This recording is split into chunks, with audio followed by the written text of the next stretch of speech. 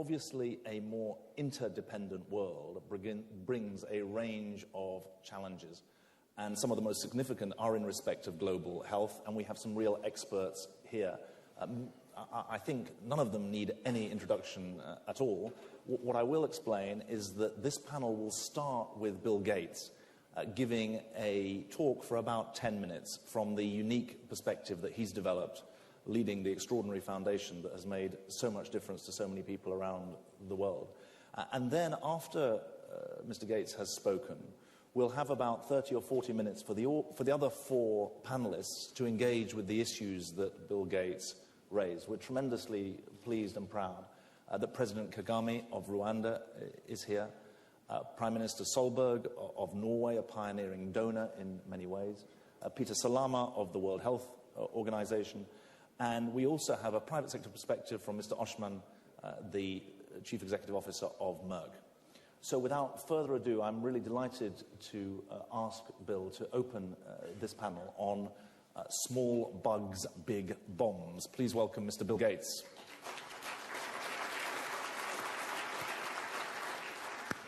Well, thank you, David, and it's great to be here. Your Excellencies, ladies and gentlemen.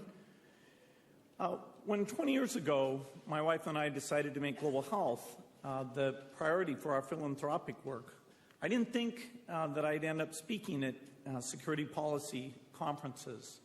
But I'm here today because I believe our worlds are incredibly tightly linked, far more than most people realize. One example of that is the work that we've done on eradicating polio. It's really an amazing story of progress. Of 125 countries where polio is endemic, 122 countries have gone over 3 years with no disease. Only Afghanistan, Pakistan, and Nigeria have never been polio-free. And it's no coincidence, because war zones and other fragile state settings are the most difficult places to eliminate epidemics or provide even the most basic health care. This is also where we see many epidemics starting. For example, Ebola in Sierra Leone and Liberia, and cholera in the Congo Basin and the Horn of Africa. So to fight pandemics, to improve health, we have to uplift incomes, and we have to have stability. We also face a new threat that the next epidemic has a good chance of originating on a computer screen of a terrorist intent on using genetic engineering to create a synthetic version of the smallpox virus or a contagious and highly deadly strain of flu. So the point is that we ignore the strong link between health security and international security at our peril. Whether it occurs by the quirk of nature or at the hand of a terrorist, epidemiologists show through their models that a respiratory spread pathogen would kill more than 30 million people in less than a year.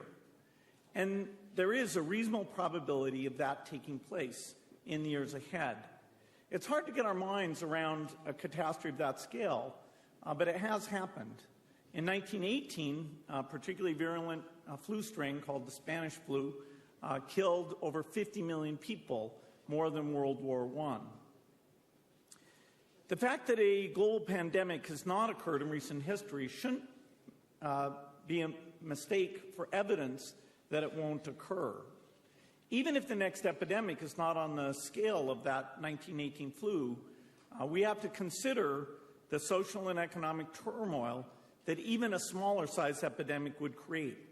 We saw this with Ebola as it got into the urban centers of the 3 affected countries, and it was only by diverting polio resources that we avoided it getting into the urban areas of Nigeria, where even this disease, which was not nearly as infectious as the average pathogen, would have caused incredible chaos.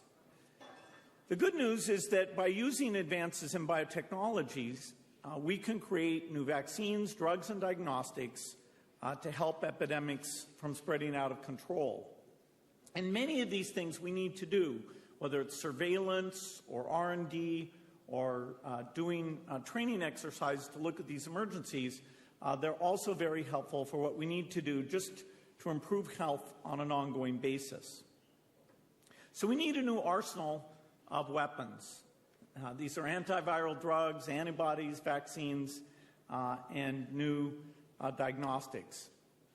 Today, vaccines take too long, typically a number of years, up to 10 years for new vaccines. And yet, to really curb a fast-moving airborne pathogen, we have to get this down to a few months. There is a new type of platform technology for vaccines that promises to do this. And we took a step towards this with the launch of a private-public partnership called the Coalition for Epidemic Preparedness Innovations, or CEPI. Norway, Germany, Japan, our foundation, and Wellcome Trust were the initial funders where we're going to challenge the industry that has these new approaches to build particular vaccines and mature these platforms. And so it's really the advances in genomics that can enable the defense against these possibilities. The fact we can't predict what the pathogen will be means that responsiveness, finding that private sector capability, understanding how we do the trials, the safety, the indemnification, we're going to have to do that far, far better than we did in Ebola. We saw with the lack of preparation that we didn't have answers to any of those questions. These new platform technologies actually harness your own immune system to generate the vaccine. So we need a very small amount of material, meaning we could ramp up manufacturing very quickly. This flexibility and reusability really are pretty magical, and this platform would be valuable not just for these epidemic diseases, either natural or intentionally caused, but also will be valuable as we need to create vaccines for HIV, malaria, and tuberculosis. Of course, even having these tools won't make that much of a difference if we don't have good surveillance. Once an epidemic is spread to a certain degree, with today's international travel, it's very tough to fight it back to zero. So we need basic public health systems, and we need them connected up to very sophisticated surveillance. That surveillance will tell us what's going on with normal diseases, but it'll also see the uptick in deaths and get samples out very quickly so we can start the process, not only of building the new tools, but also the type of quarantine that's so critical in the early stages. We have to have the laboratory capability nearby. We have to have the samples be able to travel. Those labs have to be able to deal with highly infectious material. And although we have some of that capability in place for polio, we don't have nearly enough. Finally, we need to prepare for these epidemics the same way that we prepare for war. It includes simulations, so-called germ games, and other preparedness exercises so we can understand better how disease will spread, how people will respond, and how to deal with the overloaded highways and communication systems. We also need to figure out how we get the trained medical personnel ready to contain the epidemic and coordinate with the military, who's really the only entity that has the capacity of transport and going into dangerous areas. We saw with the Ebola epidemic, because the militaries weren't trained for this, they could have been more effective. It was fantastic that they were involved there, but they ended up playing a more limited role because it wasn't part of their background. I'm encouraged that global forums like the G7 and G20 are talking about pandemic preparedness. We've got leaders like Chancellor Merkel and Prime Minister Solberg who are contributing to this. We need to have concrete plans before the memory of the most recent epidemics, Zika and Ebola, have faded. The irony here is that the cost of actually preparing for an epidemic, whether it's the training, the simulations, or even the R&D for these tools, is a few billion a year, and that's to prevent something where the annual loss would be many hundreds of billions of dollars. So we have a new threat. In the past, bioterrorism was something that only a nation state had the sophistication to be able to build. The challenge is that with the new biology, this is now something that's within the capability of non-nation state actors. So it's a very scary situation, whether we're talking about man-made or a product of nature. And I think if you take the multi-decade time frame, the chance of one of those happening is quite significant. When I was young, there was really only one existential threat that the world faced, and that was the threat of a nuclear war. By the late 1990s, most had come to accept that climate change over time also represented a major threat that could hurt mankind. Now I would add a third element of equal importance, which is the threat of a deadly pandemic. The danger and the impact is right up there, perhaps even higher than even nuclear war or climate change. So today we're not spending much to get ready for this. There are spin-off benefits if we do it in a serious way, but we need to take it as seriously as we do nuclear deterrence or even the emerging threat of climate change. Innovation, cooperation, and careful planning can dramatically mitigate the risks presented by each of these threats. Indeed, the fact that fewer people die in conflicts now than at any time in human history is the direct result of choices made together by the international community, including the efforts like this Munich Security Conference. For climate change, the goodwill evidence that the historic Paris climate talks a year ago give us a chance to prevent the awful effects that would bring if we don't change our energy system. The opportunity now is to extend that kind of cooperation to pandemic preparedness. We've gotten a start here with the launch of this CEPI effort, and reflecting on the lessons learned in Ebola, we can come to a shared consensus about all these new areas of investment. I'm optimistic that with the right prioritization, we can be quite prepared for a lethal epidemic within the next 10 years.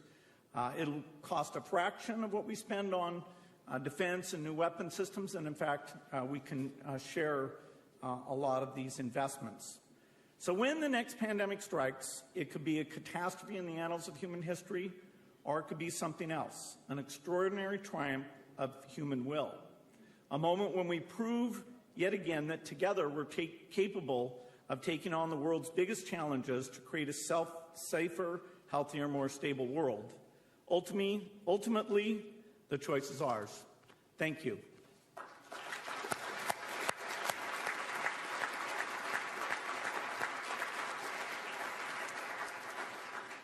Thank you very much, Bill. That is a great scene setter for us, and I think a challenge both to the governmental side of the panel, to the multilateral side of the panel, and to the private sector side of the panel.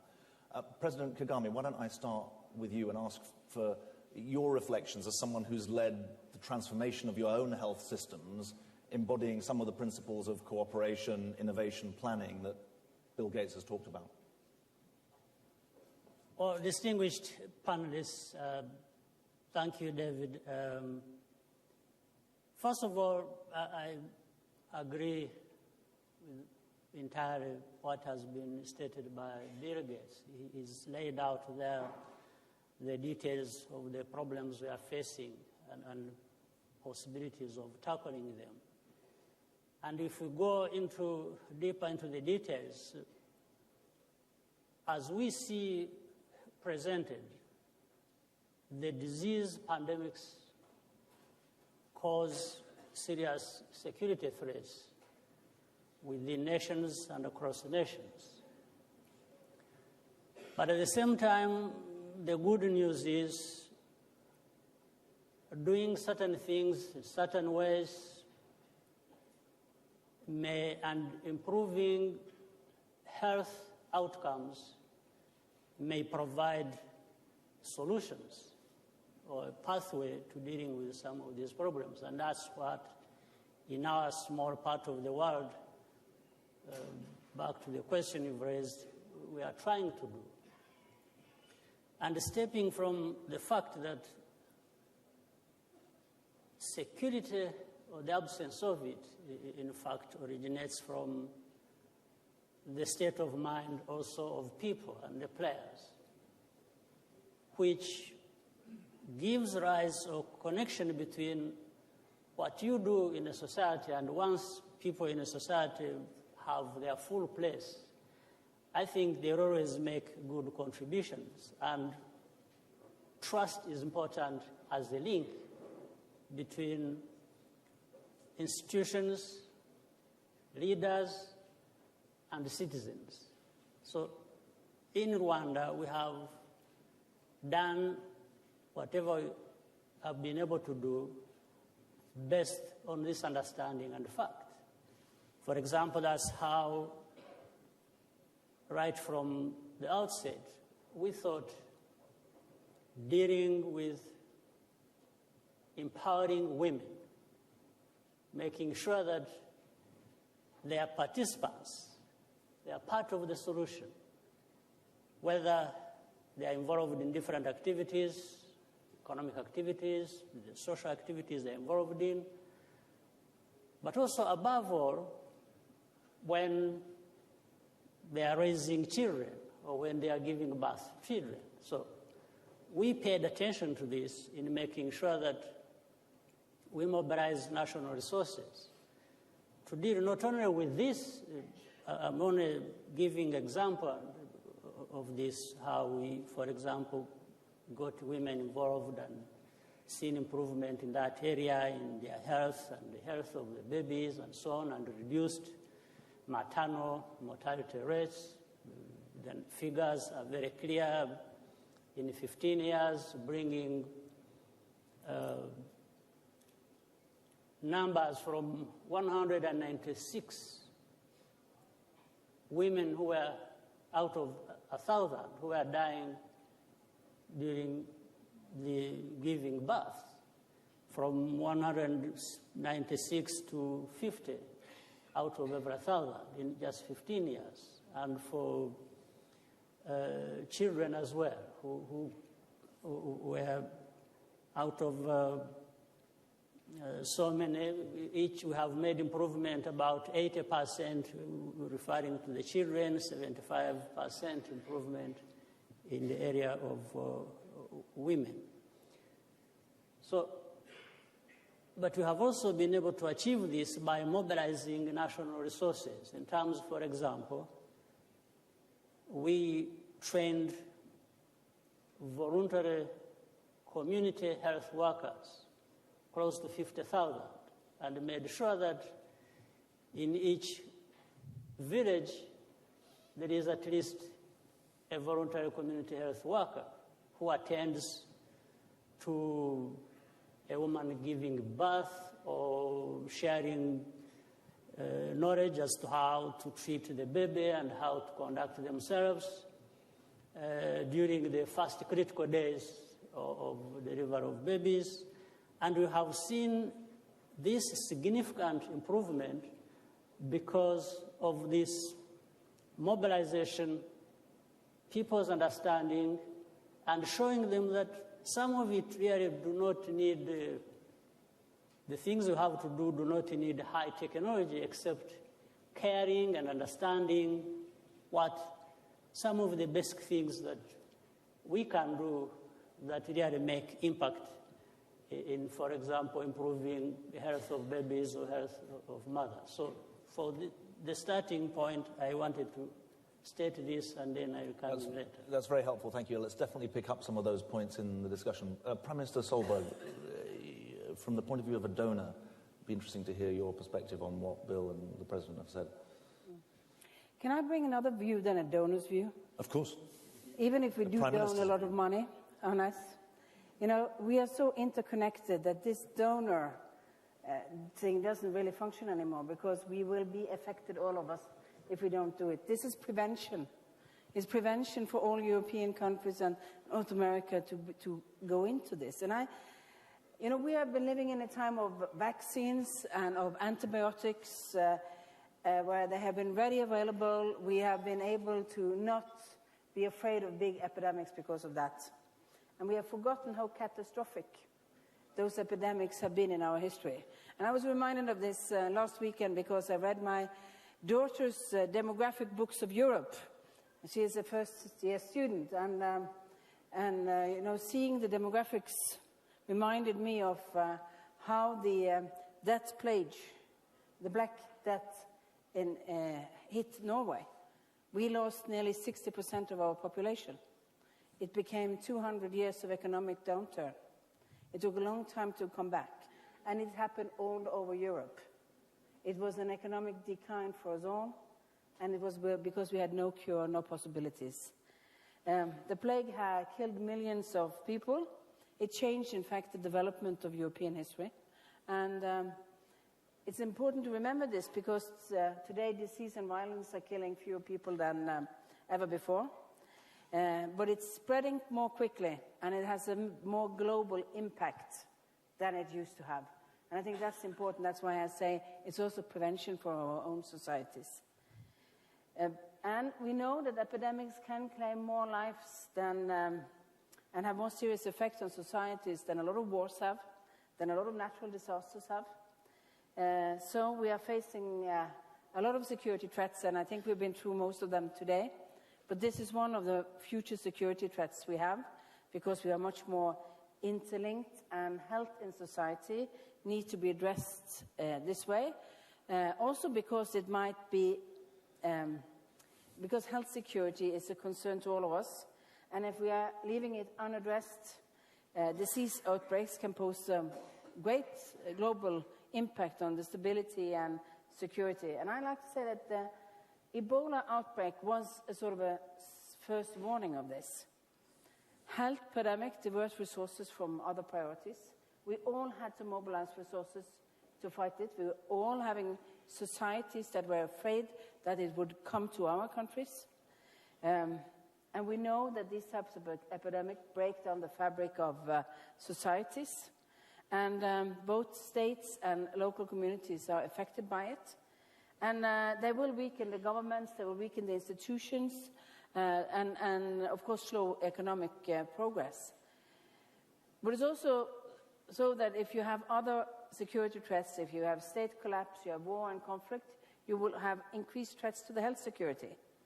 Because we get increased threats to health security when you have a large flow of people migrating, when you have healthcare facilities that break down, and when you have substandard conditions in refugee camps around the world, it will increase.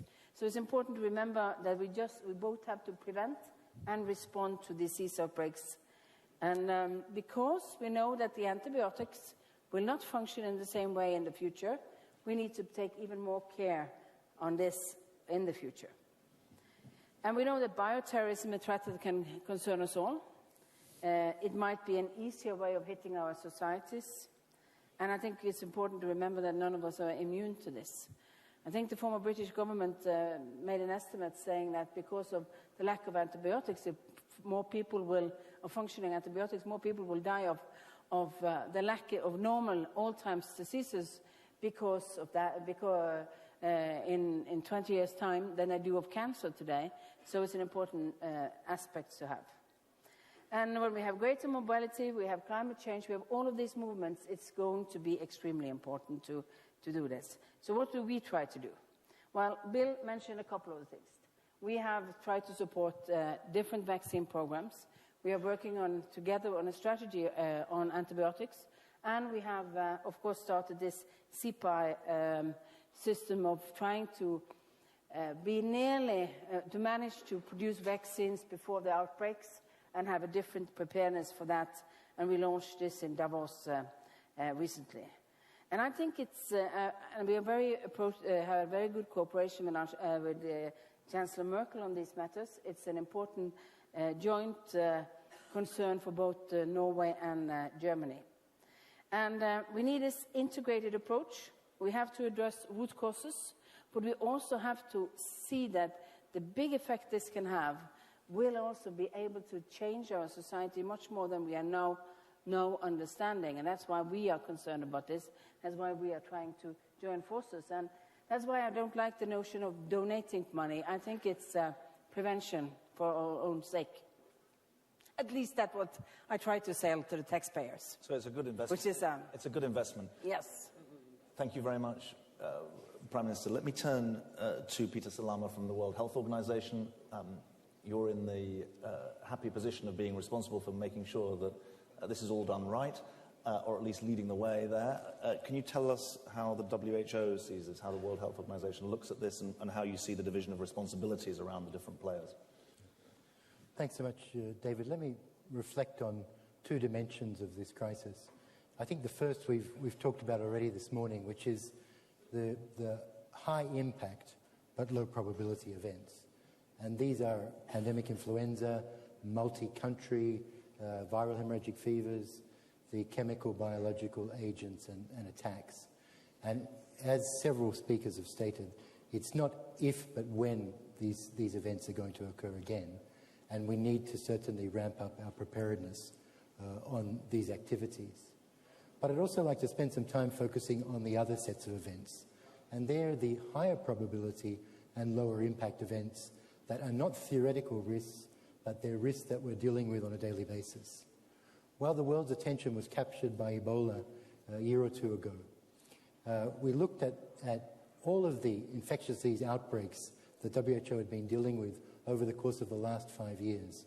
And we counted more than 1,000 significant outbreaks over that time period, many of which could have actually led to much, much larger scale problems and events for the world. If I think about just the last 6 months, for example, we've had Rift Valley fever on the Niger-Mali border, polio in northern eastern Nigeria, we've had cholera in Yemen, Somalia and Sudan. We've had a range of events, hepatitis E in Chad, and the list goes on and on. What's so important about these events is we're seeing two particular patterns forming. One is a risk associated with the human-animal interface and increasing risks associated with that confluence. And the second is something that Bill and others have mentioned, and that's the real confluence between countries affected by conflict and outbreaks of infectious diseases. And there's a huge overlap now that we're seeing. Now, what does this cause? Well, it causes, of course, delays in detecting new events. It makes the response much more complicated. But it also means that we are charged with responding on a daily basis. And that can be an advantage in the sense that we can actually exercise all of the systems we need to have in place in terms of a more major event occurring later. But it also suggests underlying vulnerabilities in the global health system that we also need to address. Let me take one example. Yellow fever, an old disease for which we have a safe and effective vaccine.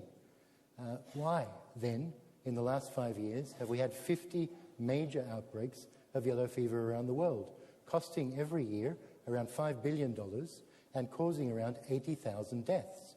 This is entirely preventable, and we can address it now. We don't have to wait for a theoretical risk. Underlying all of that, though, I think is this issue of fragile states and fragile context.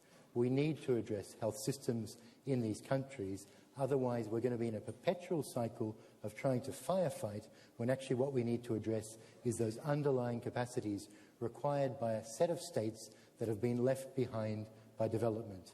And there's that set of states, but now what we have is another set of states that actually were doing very well, take Syria as an example, but are now plunging in terms of their capacity to respond. And that's another group that we also will need to respond to. So what's WHO doing with partners? Well, we certainly learnt the lessons from Ebola. I think it stung the organization, it stung the world. We have to do some of the things that Bill has already outlined. Put in place a strong early warning system. We have to ensure we have the capacities to draw down upon in terms of rapid response when required. But we also have to build these national capacities around core public health functions, surveillance, labs, rapid response, coordination. And finally, we have to support the R&D agenda. While WHO doesn't directly do research, it has already prioritized 11 pathogens that will be required, that we will require to respond to in terms of medical countermeasures and basic research. But I want to end with one final point, because we're talking to the foreign policy and security sector. One of the assumptions for all of our responses around the world, WHO, all of its partners, one of our critical assumptions is that we operate in a safe environment for ourselves, but also for the civilian population for which the health sector seeks to serve. What we found is a fundamental change in the conduct of war in recent years. In 2016, WHO counted 300 direct attacks on health facilities, health workers, or transportation. Unless we address that issue in an accountable manner as the international community, it will be very difficult to do any of the things that we're discussing today, because we won't have that safe and secure environment for our health workers, but most importantly for access to the civilian population. Thanks, David. Thank you so much. At the risk of seeming self-serving, I run an NGO which works in war zones and in fragile states, and your emphasis on the increasing overlap between conflict and health problems, conflict and poverty, seems to me to be one of the fundamental issues. In the question, in the period afterwards, I want to come back to the point you made. We've got to think about the countries concerned. Some of these countries are divided in their governance. I mean, increasing numbers of people living under the governance of armed opposition groups, not conventional government authorities, and a host of issues are raised, I think, by that overlap that you've raised. Before we get back to that, I want to let Stefan Oschmann speak, the chairman and CEO of Merck, and I think able to pick up some of the points that have been made, especially on innovation and on vaccines. Yeah, thank you very much. It makes me very happy that we are having this discussion at this very conference.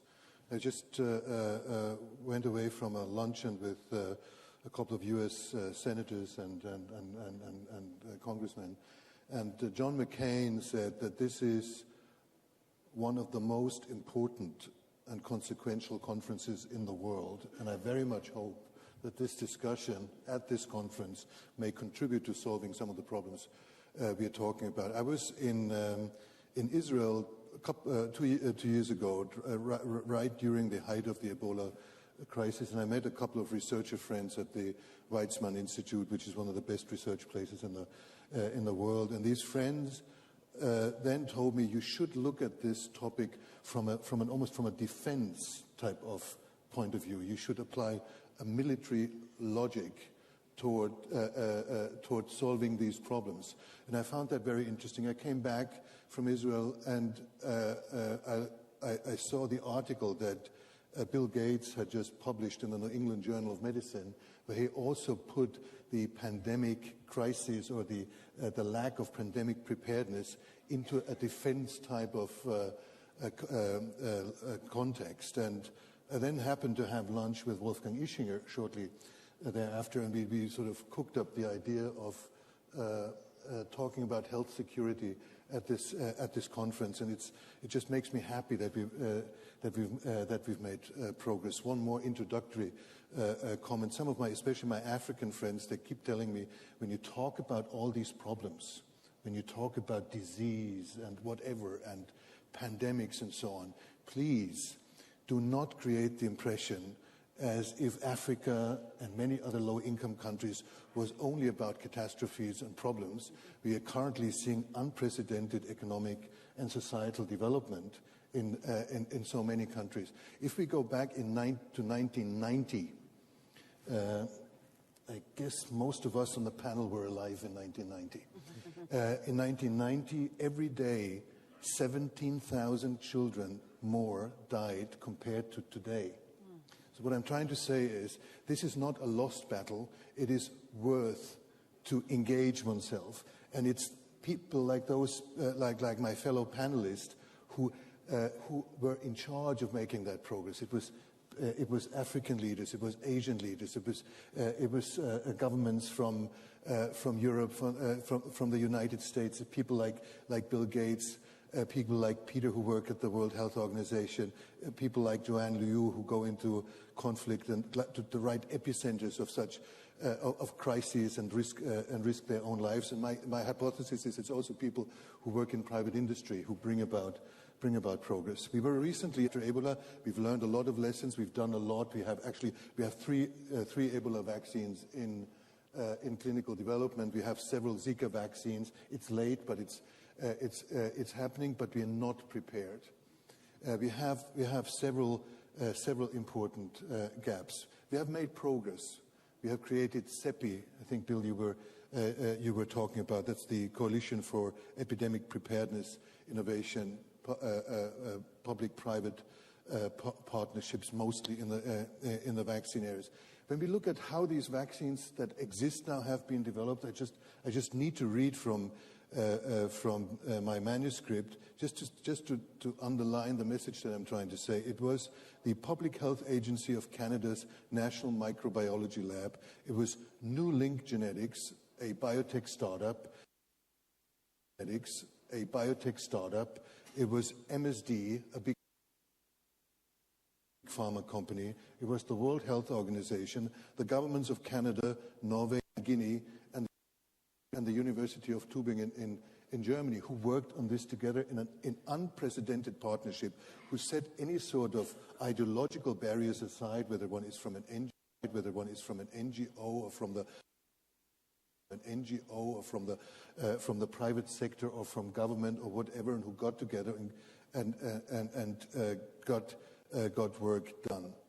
The gaps that I see are in two main areas. One is when it comes to global, in the past probably still is underfunded. We're so happy that we have the strengthened unit that in the past probably still is underfunded. We're so happy that we have the strengthened unit that Peter is heading, but WHO also needs more reform. We see that there's currently elections for a new director general. We need WHO to be more competent in the technical area again, and we need WHO to provide global governance in this. And the other area, this is all not going to fly without health system strengthening in the weakest countries, and that's what we've learned from the Ebola crisis. So partnership is important. The public sector plays an important role. We're ready to contribute, not only the pharmaceutical industry, and we really need to join forces. Thank you very much. We've got about 15 minutes for the panel to pick up some of these points, and then I'm going to come to the audience for their contributions. Bill, what did you make of the 4 contributions that you heard? What would you pick out as being the most important points?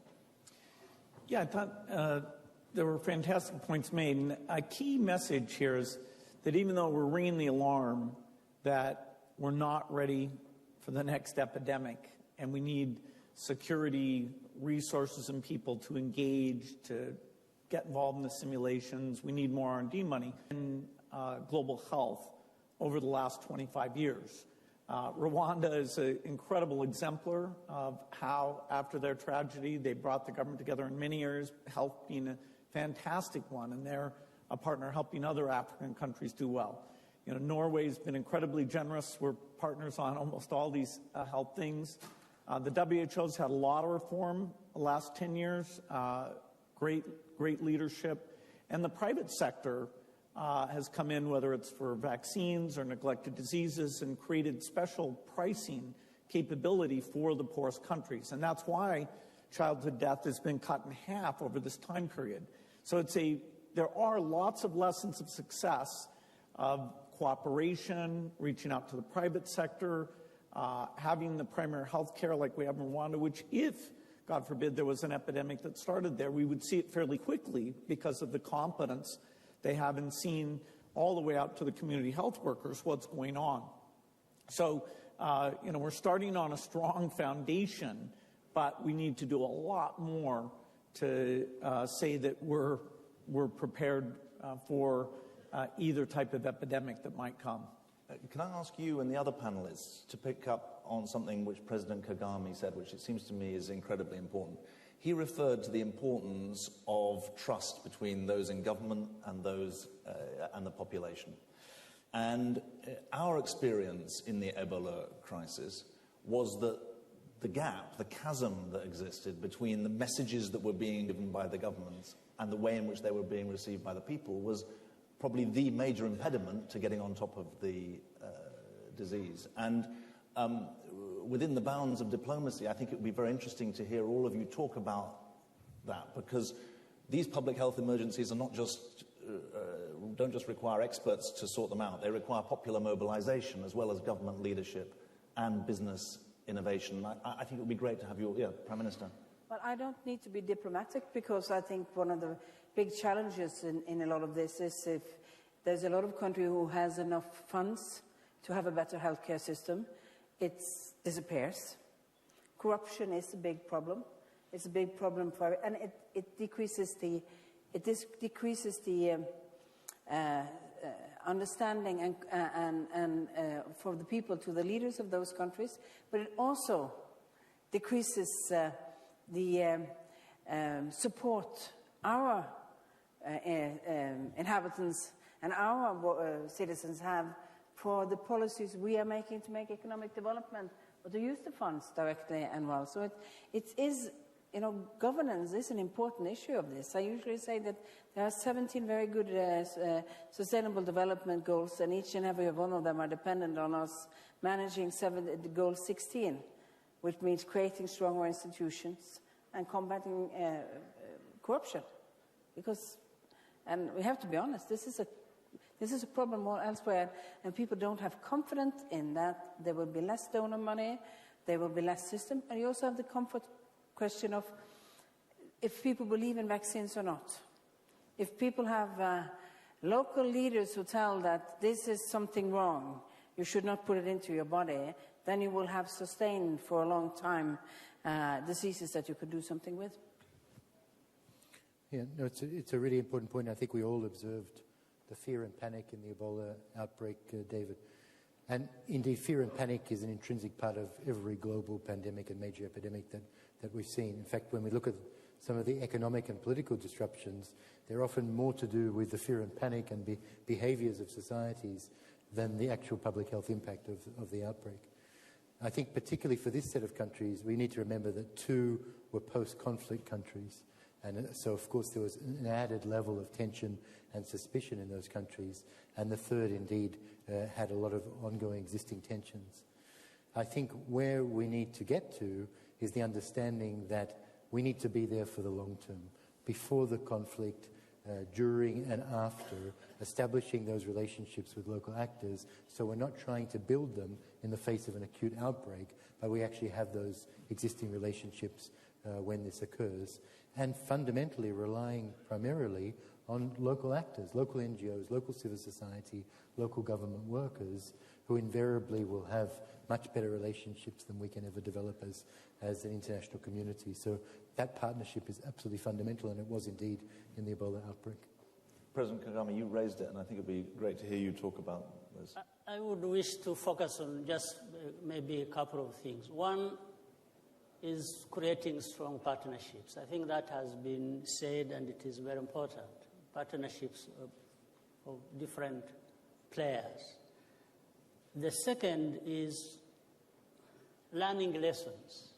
I think over time people may not learn lessons, but learning lessons for me means we've got to see what has worked, or what the experience has been that has given good results, and look at the factors thereof and concentrate on that. But also learn lessons of failure, where things have not worked. Why have they not worked? And then try to fix the problem. For example, Ebola, which affected different countries in West Africa and devastated the situation. I think by now we should have learned lessons of saying, why did it spread so fast, so wide, and how did it really devastate this place? While some places in the neighborhood, when Ebola was identified, it was immediately contained. There has been a case in Democratic Republic of Congo, in Nigeria something came up, and so we can compare and see why did it fail here, or how did it work here, and then we learn lessons and fix the problem. My worry is that over time, some of these lessons are not learned. We keep approaching problems the same way over and over and over, and in the end we may get caught up in the old problem. At the same time, I want to say resources are very necessary. They are very critical. But we should also, therefore, fix these issues so that it's not about throwing money at something, at a problem. It's about understanding how to deploy these resources and whether they are going to be used effectively to give us the results we want, so that we don't keep repeating the same mistakes. That's what I thought I should stress.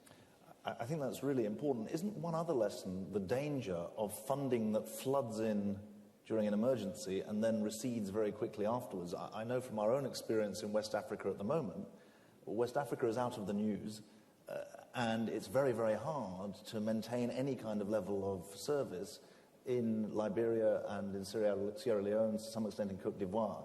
That stop-start in the funding cycle seems like one of the syndromes that we are repeating again and again and again.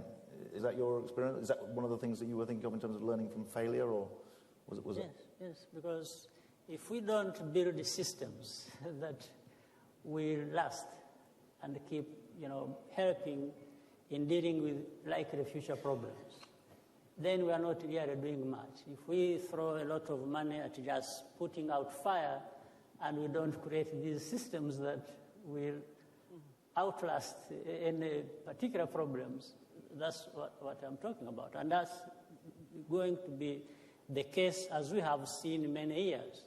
And sometimes the efforts also trying to circumvent even if they would be weak, systems in place, instead of strengthening them so that they serve the future purpose. This is the area where there is a weakness, and I think we need to work together to fix that.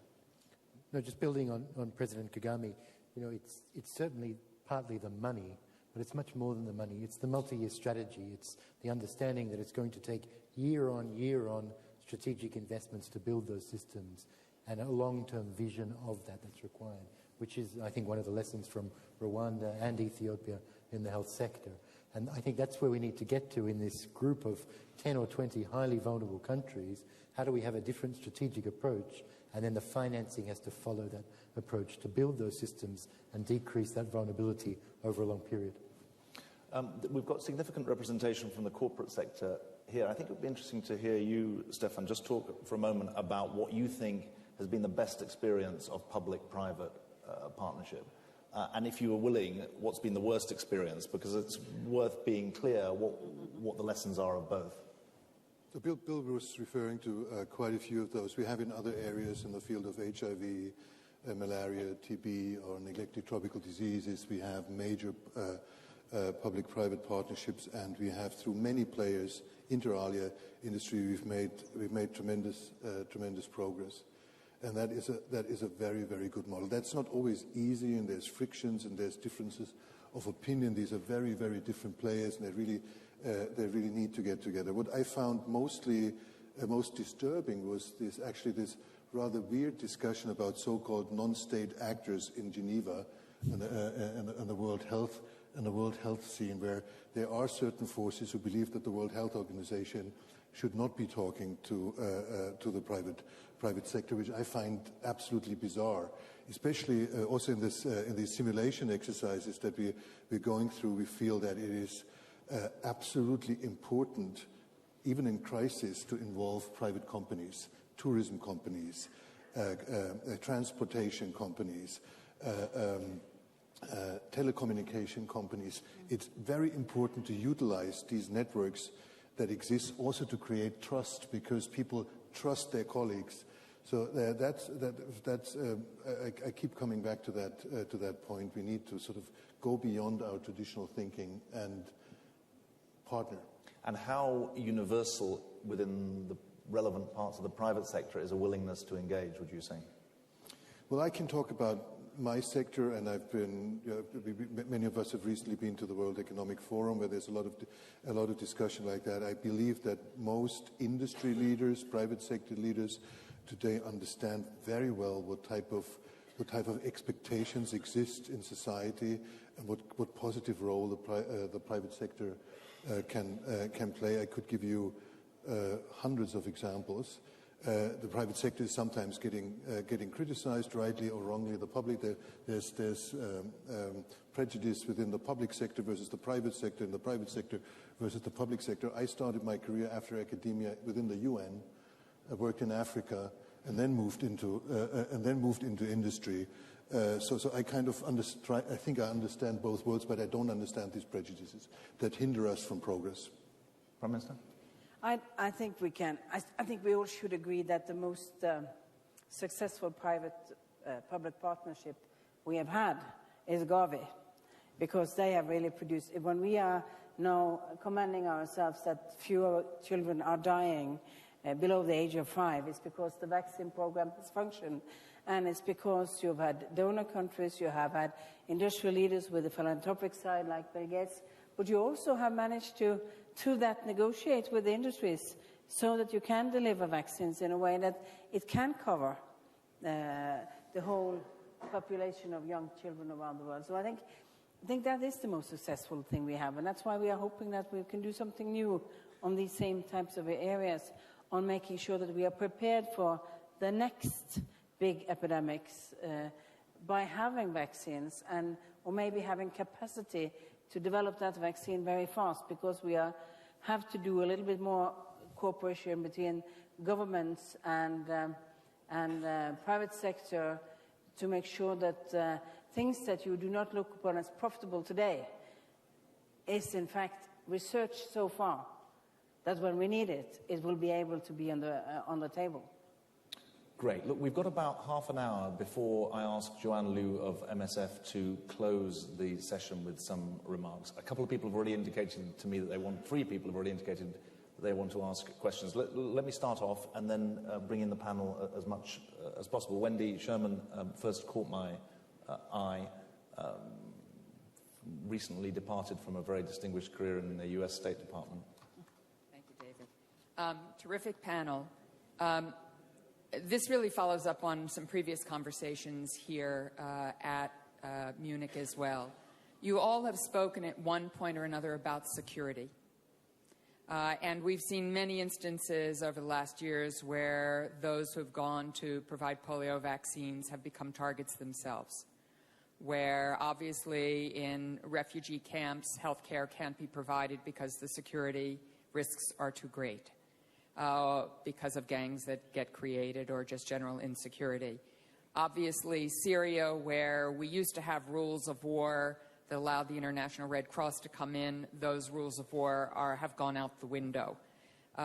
Security in terms of how people respond to vaccines in the United States, as I think you all know, there has been, I would say, false information being put out of late that vaccines create more problems than they solve, which is creating a very insecure environment for the very critical work that you're all discussing.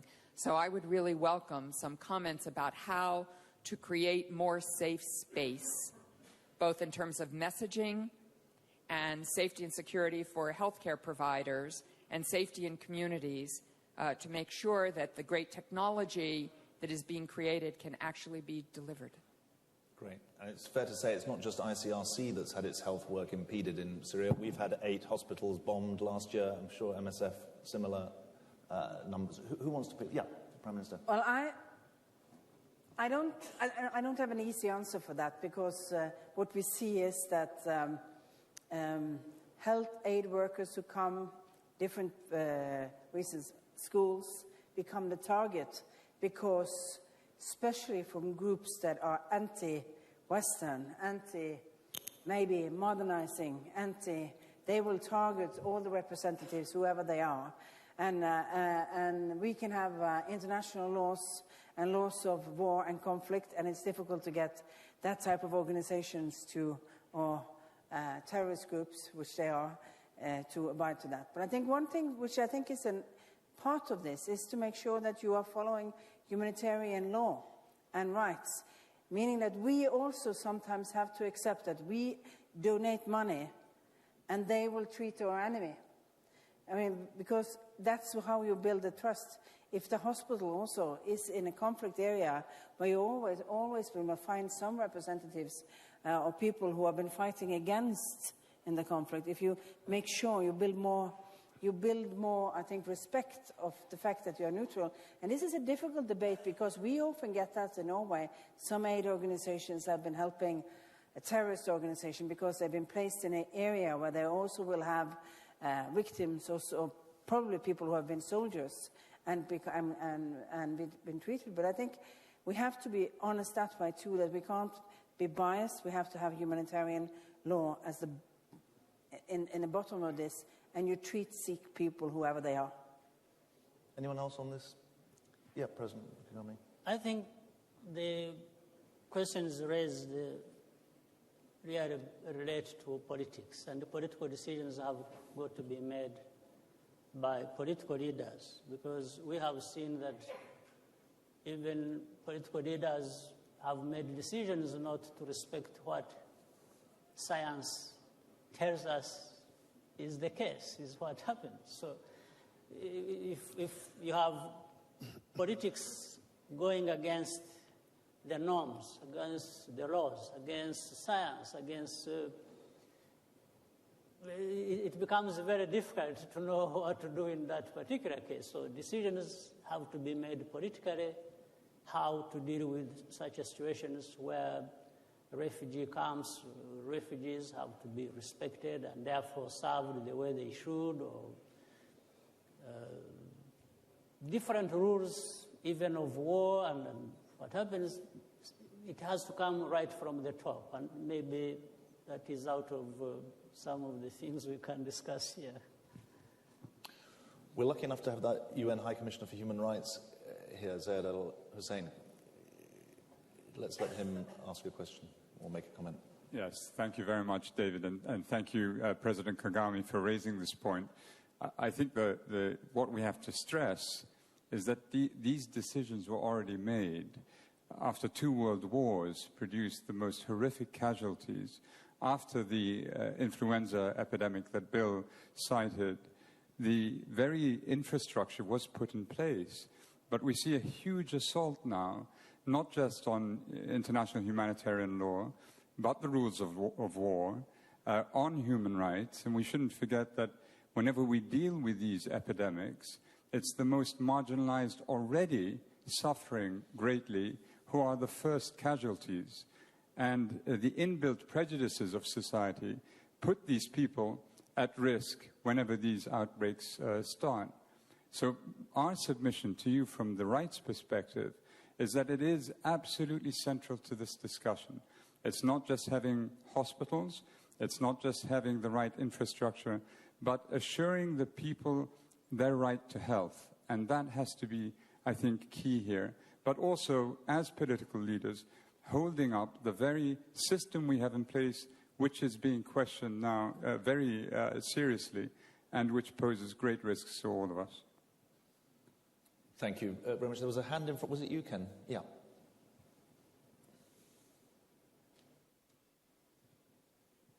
Ken Roth from Human Rights Watch. Let me follow up a bit on Zaid's question. Bill Gates, I think you rightly talked about the importance of surveillance as a way of, finding out early on when there's an outbreak and catching it before it spreads.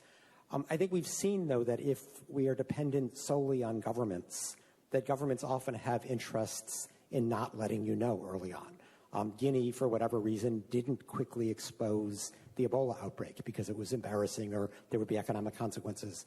In the case of Syria, the government has a real interest in not revealing the consequences, not just of its neglect of the north, but of its active destruction of the health system. And so they covered up, even before the war, they covered up a cholera outbreak in Deir ez-Zor. Once the war started, they were very, very slow in revealing the polio outbreak. And so my question is, how do we ensure that public health is not dependent solely on governmental surveillance? And doesn't that speak to the importance, from a health perspective, of having a vigorous civil society that is an alternative source of health information? Bill, why don't you take that? Do you want to take that, Bill? Yeah, but you were mentioned in the question, so. Well, I don't think you'll get much disagreement here about health as a basic human right. And governments that do a good job, you have a factor of 10 difference between the childhood death rates in governments in Africa that do a good job versus governments that don't. And it's not correlated with income. In the north of Nigeria, we have a very broken down healthcare system. A few states are trying to remedy that, and we have partnerships with them, but quite a bit worse than most of the countries in Africa that are quite a bit poorer than Nigeria. So, we have the positive exemplars. Ethiopia, Rwanda are very serious about primary health care, very glad to share their lessons. We do have digital tools, whether it's the kind of satellite surveillance we've done in Nigeria to understand where the population is so that the polio campaigns can work there, or the tracking we've done to make sure vaccine teams are going exactly where they're expected to go, so that we have some new tools. It's easier than it has been in the past, and the average level of governance has gone up, but still some gigantic gaps, and you hope the epidemics don't start there. Peter? So I absolutely agree with the point being made.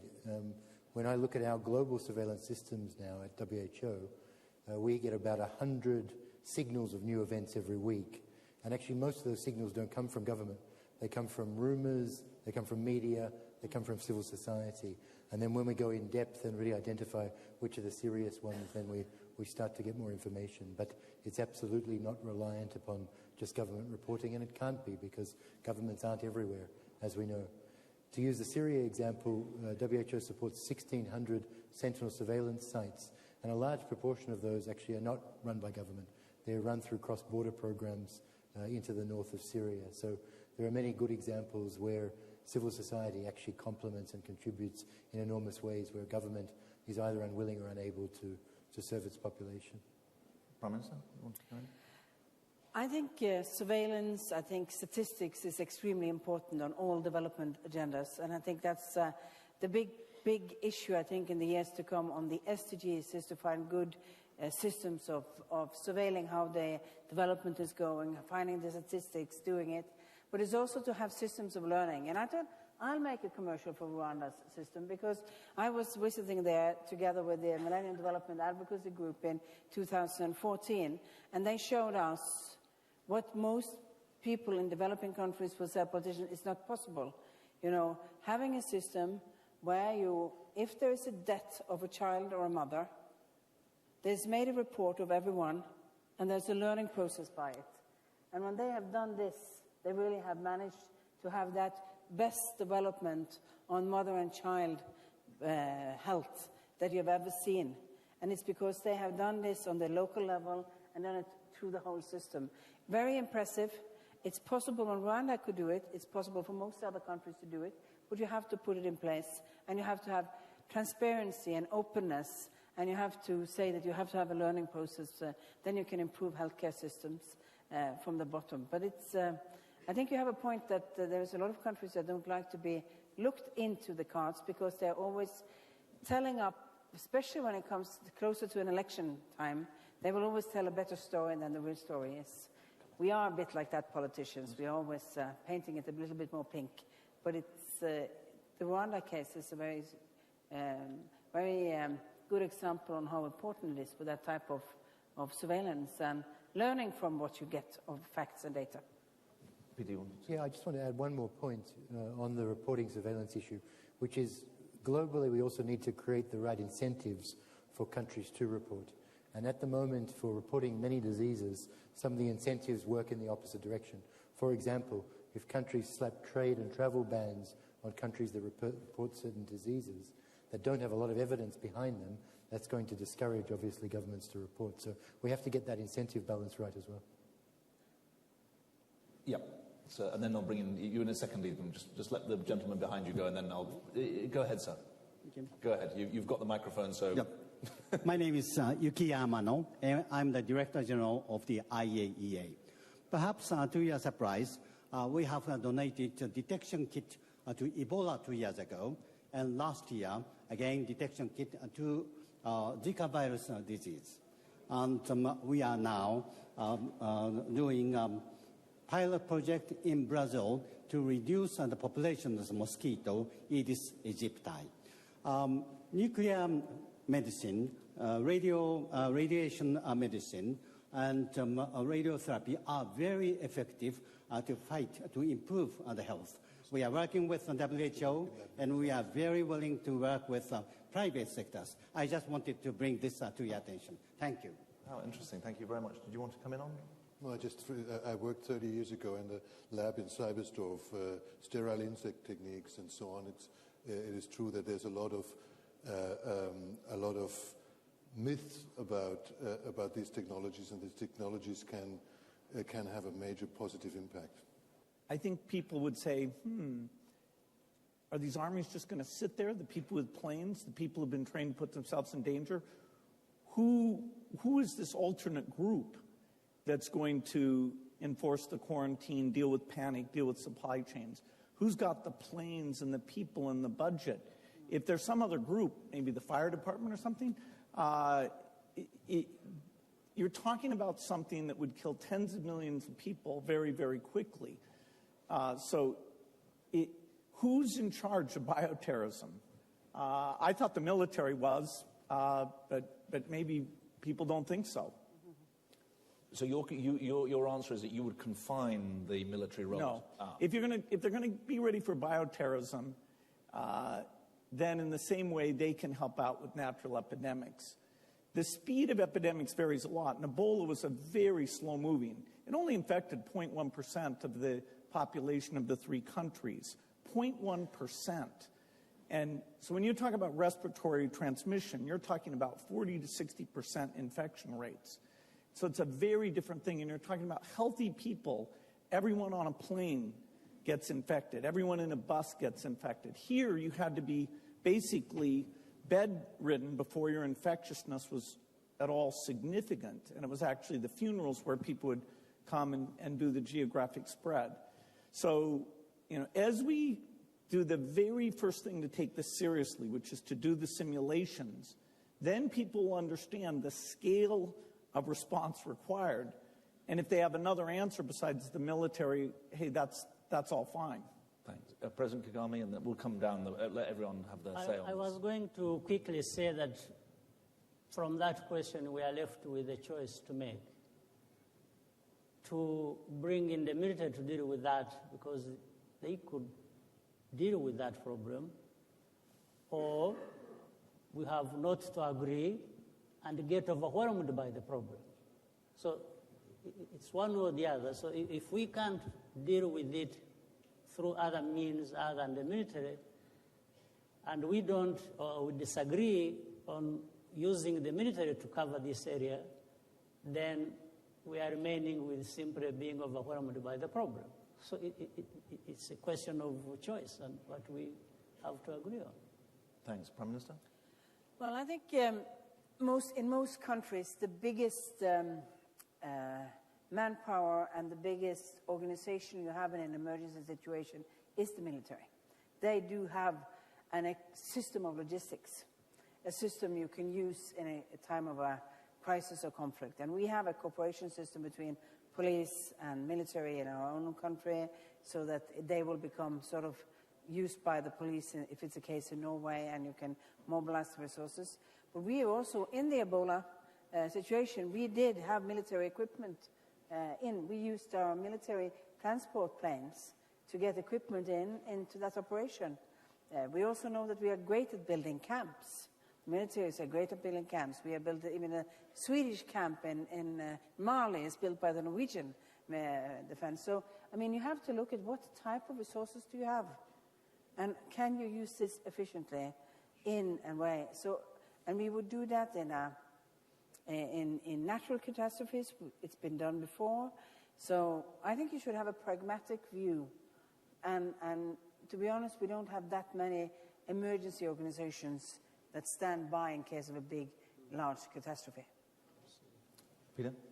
Yeah, certainly military has a role. People have mentioned logistics, clinical care. We have, for example, many military outfits now signing up for something called emergency medical teams, so teams that are pre-identified, pre-trained, on standby to respond, particularly from the clinical aspects. There's certainly a role of military institutions in research and development historically and in the future for disease-specific issues. And perhaps the most important role that the humanitarians deal with on a daily basis, and remember, this is not a theoretical risk, this is a daily occurrence for many organizations, is providing a safe and secure environment under which humanitarian development organizations can operate. And that's where we go back to the question of Robin and others, which is how do we ensure that that environment is truly safe and secure so we can operate, and at the very least, that health centers, health workers are not directly under attack. And we're very reliant on the military, both domestic and their foreign allies, to help us on that issue.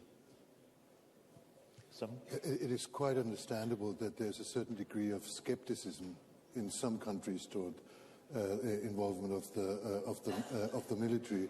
My response would be, if a really catastrophic pandemic happens, i.e. we have a pathogen that is airborne and that otherwise has, let's say, the characteristics of Ebola, then the simulations say that we will see something like up to 100 or 150 million deaths due to that. In that case, the military will be involved anyway, whether we like it or not. And we better engage early on in a dialogue with the military and see how we can all contribute toward preventing something like that from happening, and be prepared to respond more effectively next time if it happens. Look, I think that the pragmatism that people have spoken to feels exactly right. The extreme case of the 100 million under threat seems like an obvious military role. I just remind you, though, in some of the other cases where you've got a slower spreading health emergency, the burden of the first half hour of the panel was that many of these health problems are also political problems. Mm-hmm. And sometimes the appearance of the military can exacerbate a political problem rather than diminish it. And the pragmatism requires that we think of circumstances where there isn't a military solution, and we're going to have to, or a military contribution, and we're going to have to think much more critically about what kind of community mobilization can actually do some kind of role where actually the military might make things worse rather than better. We are very lucky not just to have a fabulous panel, but also someone to conclude this panel, to synthesize the ideas that have been put forward. Joanne Liu is the International Director of MSF, Médecins Sans Frontières. I know from our own work on the ground of the value of the contribution that MSF make. And Joanne, we're really delighted to have you come to the podium and give us your closing thoughts.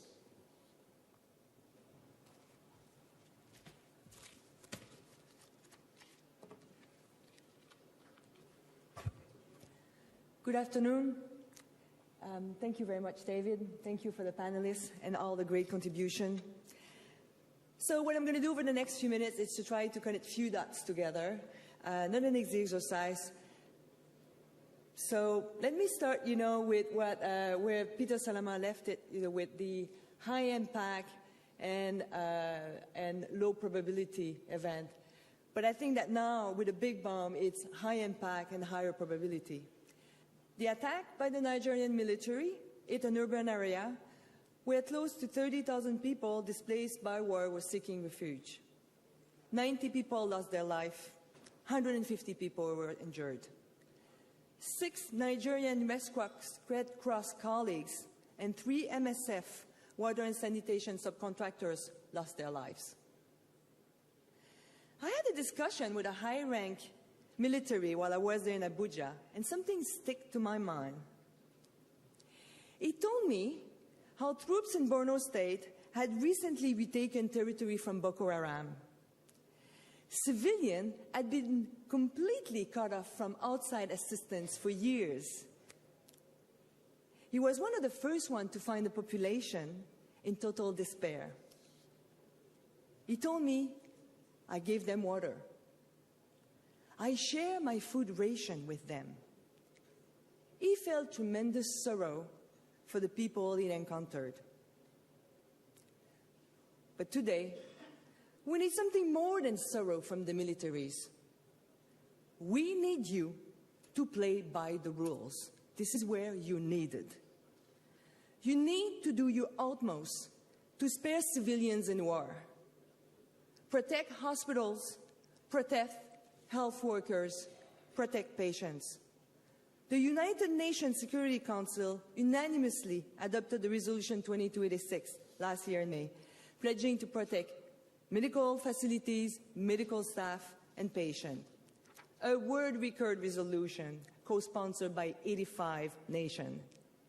Despite that, in August last year, the Saudi-led coalition attacked our hospital in Abs, in Yemen. This disrupted the access to healthcare to nearly 300,000 people. It was the fourth attack in the year. Overall, over the last year, 32 people lost their life, 52 were injured. A proposal to make this resolution operational never make it to a vote. Healthcare is under attack by non-state actors and by state actors. We've negotiated with militaries, again your role, for safe access to patients, and then we've been attacked by them. 8 convoys are fired on, hospitals are bombed, people are killed lining up for food aid.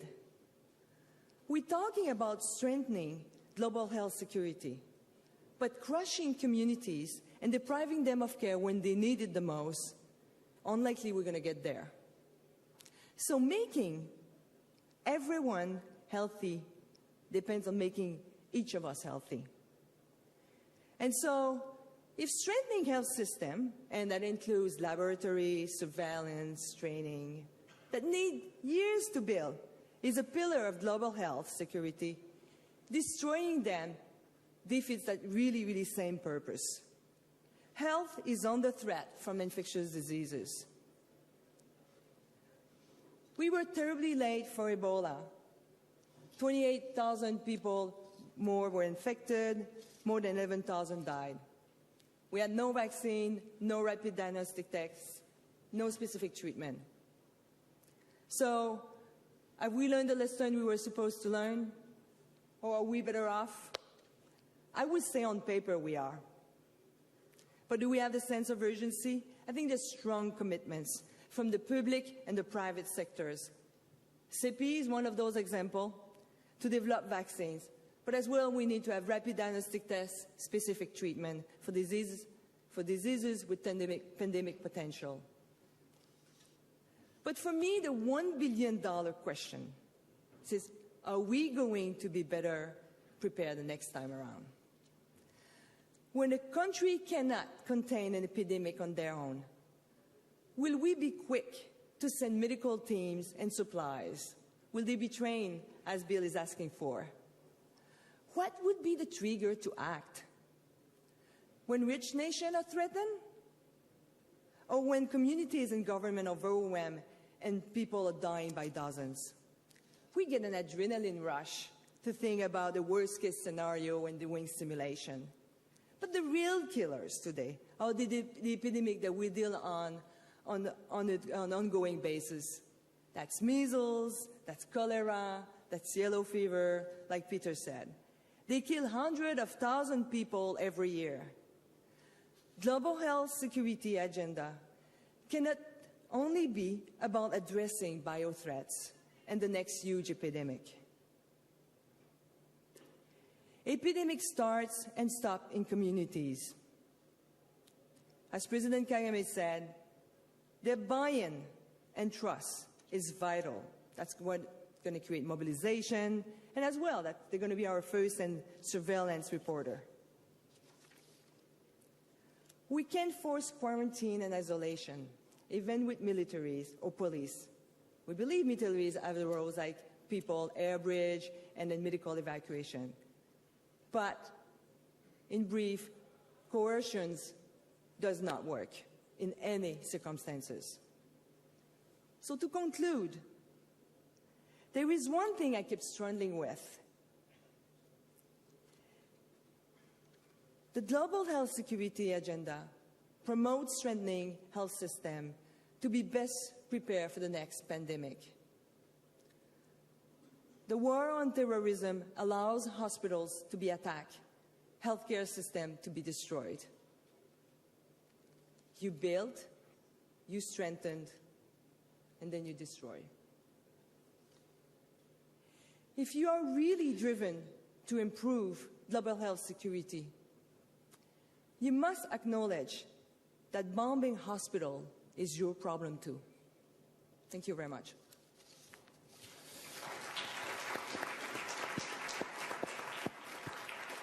Ladies and gentlemen, thank you for a really excellent panel.